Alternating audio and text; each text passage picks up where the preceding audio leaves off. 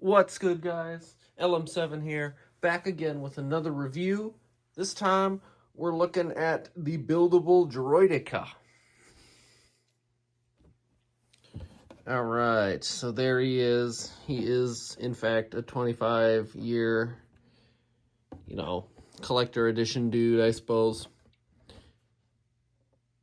He's kind of got like a pseudo ultimate collector vibe. It's hard to classify these, because some of the buildable droids aren't advertised as this, and then some of them are. He's pretty collectible and like a display figure-y, in my opinion. So I think he's closer to UCS than like like the newer R2D2, and I don't know. To each their own, I suppose. Anyway, 18 plus, so they consider it a harder build, more collectorish edition.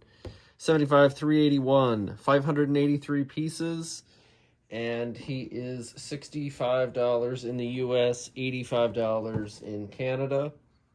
I don't have my little paper out here, so if that's wrong, it'll be in the description, but I'm pretty sure that's what this guy ended up costing. A little unfamiliar because I got this one as a gift a while back. Anyway, that's a bunch of random rambling. It does have its main signature feature, and we'll take a look at that in a bit. And then probably the most famous scenes of it from the live action stuff is in episode 1. And then it gives you the dimensions. He's 8 inches tall and 6 inches long. So, respectable size, I suppose. He doesn't have a ton of pieces. And right off the bat, I'm going to say the $65 price tag isn't terrible. Obviously the hardcore super fans would have preferred probably 55 or 60, but we're in the new age. Things are going to cost more than you think. Anyway, so here's the book. Only one. I'll say it every time. The blank white background is kind of boring, but I get it saves on printing cost.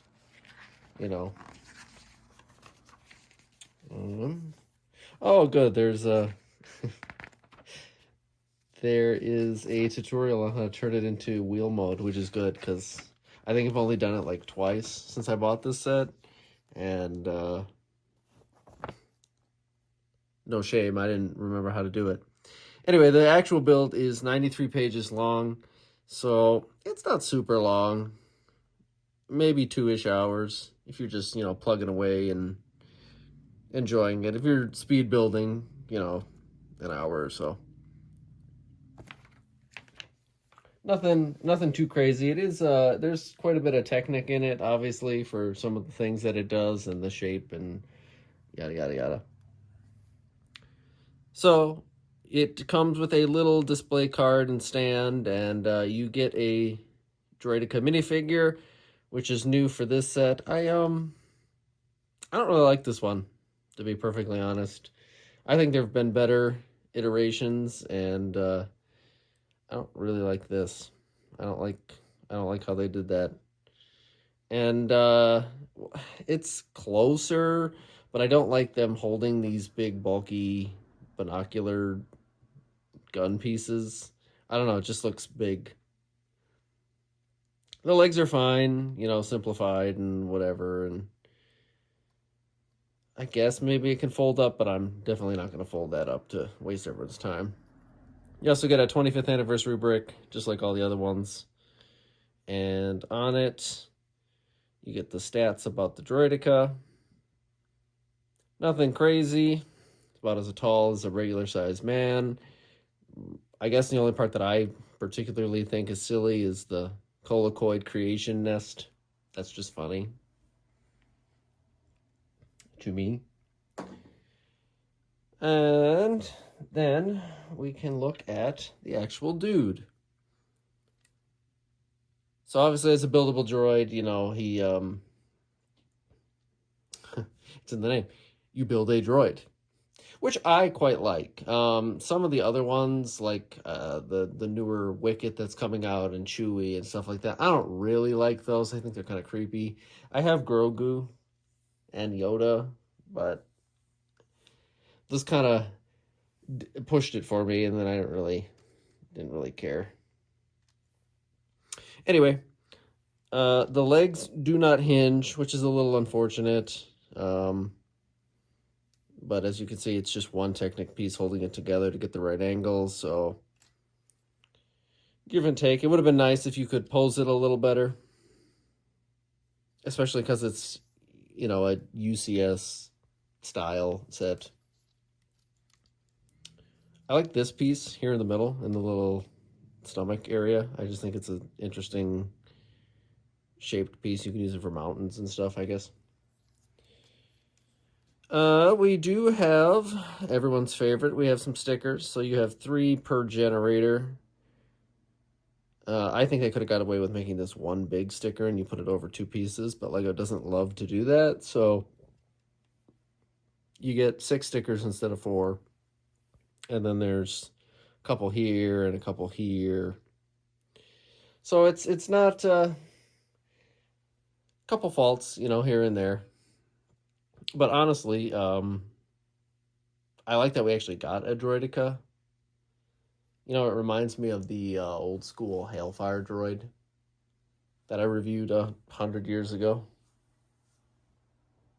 Honestly, I wish they'd do more UCS style separatist sets, like remake the Hailfire droid. Give me a accurately sized Spider Walker. You know, now that we're doing Republic sets finally from the prequels, give me some separatist stuff. Obviously, everyone wants Federation cruiser and Grievous's ship and all that, but there's plenty of stuff. Give me a full size droid gunship to go with the Republic gunship. That's what I'm saying. Anyway, enough rambling. You got these little pipe details, which I think are a nice addition, and the arm does have the ability to bend, though it does look kind of silly when you move the joint if you don't move it right away with it. But it does at least have some posability. The hinge here doesn't bend due to the Technic function that we have here, where it looks like it's firing, as you can see. You know, you could just picture the noise in there from episode 1. And then Obi-Wan and Qui-Gon use force speed, and that's the only time we ever see it, ever. And then I like how they did the eyes.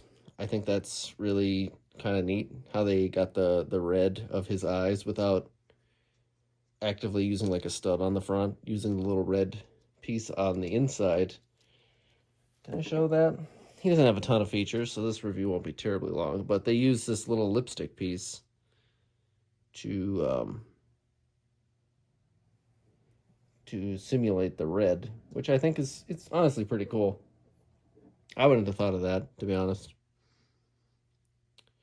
And then this little third eye does move up and down if you really want it to, but that's not a huge feature. And this head and neck does have a joint that allows a little bit of movement.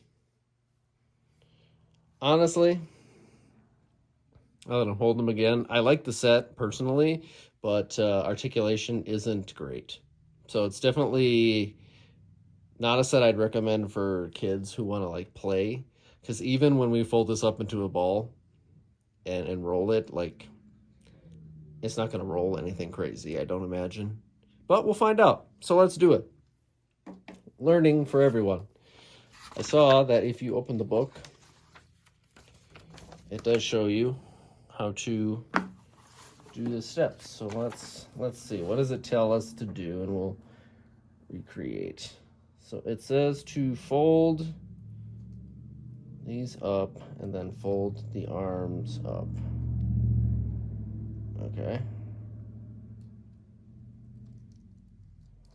Can do. We can do that.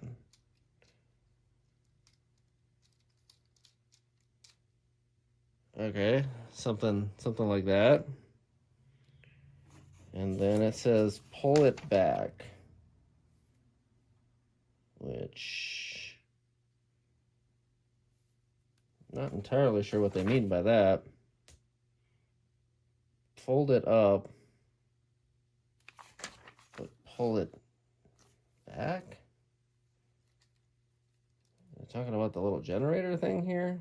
I don't know.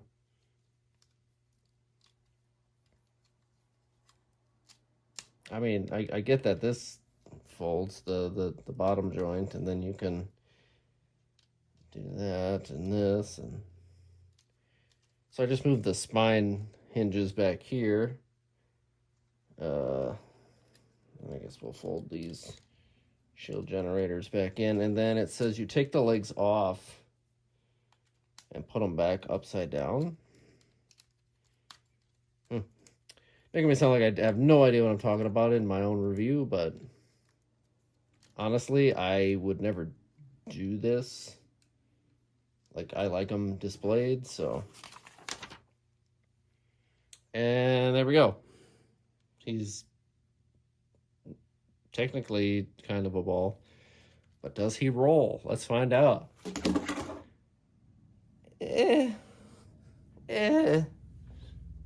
Is this what I... It's all right. It is all right. Props for at least attempting to make it do it, but I'm gonna give it like a 5 out of 10 in execution there. I'll be nice. I'll give it a 6. 6 out of 10. The instructions are actually much more difficult than you think it is, because in reality, I would just be like, yeah, you fold this stuff, but the only thing that's strange is the flipping of the legs, but they're like, bend this and big arrows, and it's like, no, stop that. So, we will put him back to his natural stance here.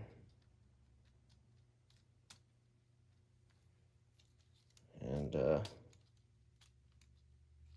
well, I guess that did move a little, didn't it? Oh well. It was pretty close. There we go. So that will do it for the kinda Ultimate Collector's Droideka. Obviously, they could make a bigger one. I doubt they will, but they could, because Jango Fett surprised everybody this year. It's a year of Jango. We'll come back to that in a different review later. You'll see what I mean. Anyway, let me know what you think. Do we like the Droideka? Is he good? I've seen complaints that he's not quite the right scale compared to the Battle Droid that came out this year, and I'll show that when we get to the Battle Droid and blah, blah, blah. So I think it's all right. If you can find them on sale for like 40 or 50 bucks, and Droideka's your favorite droid, cool. Maybe you can mod it to make it that sniper one you see in the Clone Wars. Wouldn't be too hard, but there would be some reworking in there. It's okay. It's okay. 65 is okay. It's not the best number, but you know, if you like the Droideka, then go for it. If not, use your points that you accumulate over time, or wait till you find it on sale at like Walmart. I bet you Walmart one day will have it for 40. That sounds about right, don't you think? Anyway, thanks for watching. Leave a like, comment, subscribe, all that fun YouTube stuff. Let me know what you think about the Droideka if you want. And I'll see you guys next time.